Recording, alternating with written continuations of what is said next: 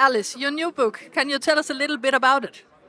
Yes, so my new book, His and Hers, is one of my favourite books that I've written. I really enjoyed writing it. And it's a dark and twisty tale about Anna Andrews, who is a journalist, and Jack Harper, who is a policeman. And they both basically are forced to revisit their past. And we spend the book wondering who is telling the truth.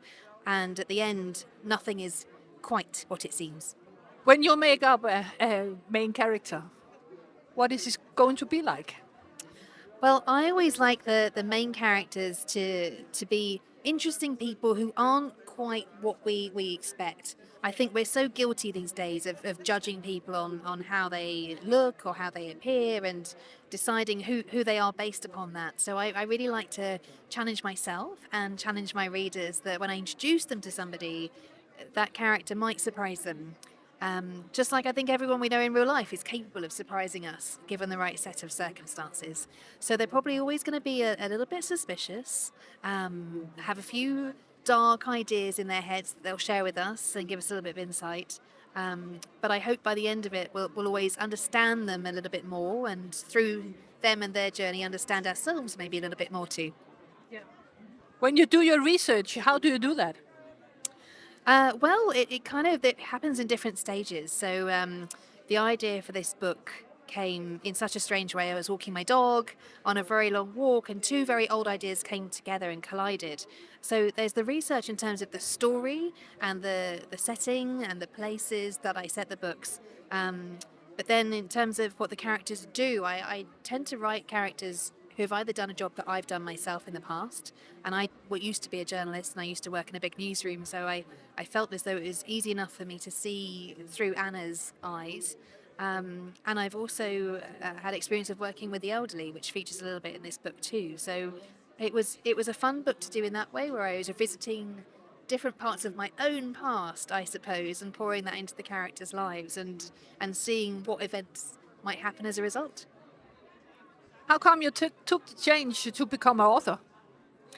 Oh, well, I secretly always wanted to be an author. I was at the BBC for 15 years and secretly scribbling away on the train to work and on my days off. And I would be very antisocial. Friends would say, "Can you come out this weekend? Do you want to come over for dinner?" And I'd say, "No, I'm sorry, I've already got other plans. I'm doing something else." But I was in my shed.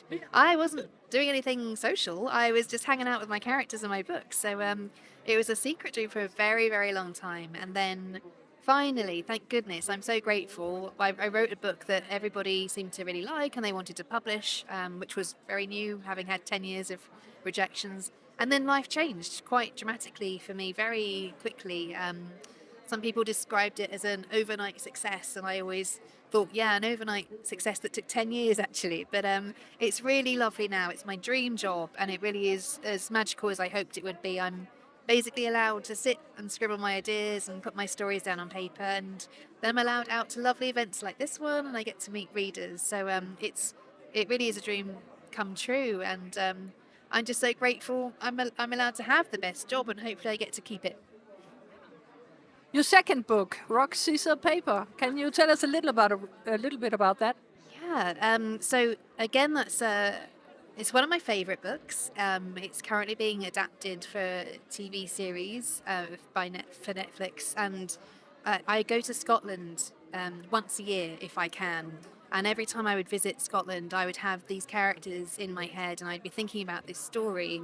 And on one occasion, I was staying in a really creepy place where strange things kept happening to me, and it ruined the trip because I had no sleep. I was so terrified the whole time.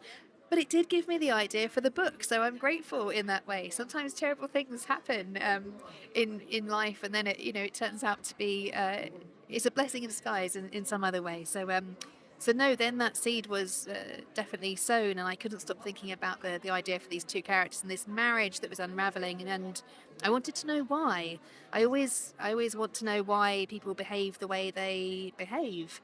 Even people you just meet, in everyday life, you just think, but why? Why are they like that? What's their backstory? And so I was thinking about that.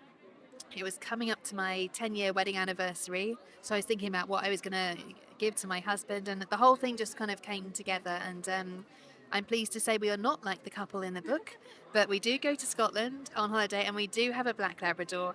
And I'm hoping our black Labrador puppy will feature as young Bob in the TV series if he stops misbehaving quickly enough.